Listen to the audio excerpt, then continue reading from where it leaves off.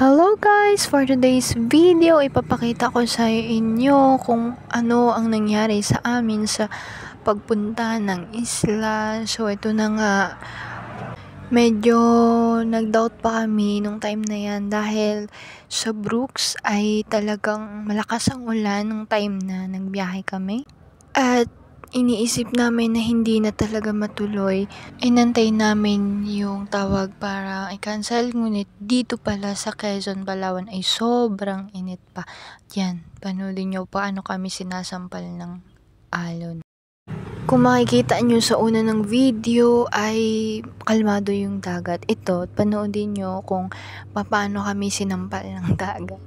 Sobrang lakas na talaga ng alon nito. Kung nervyoso ka, talagang kakabahan ka na sa time na ito. Bago lumakas yung alon, kakatapos lang namin magnasirik at sobrang ganda doon guys.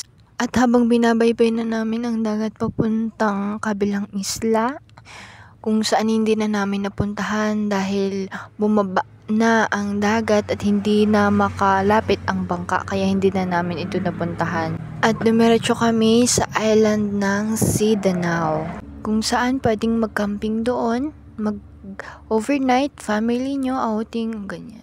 Ito, pauwi na kami nito, galing kaming Sidanao at ito yung Birdwalk or Tabon Cave, likod ng Tabon Cave, at tingnan nyo kung gaano kakalmada ang dagat nung pauwi na.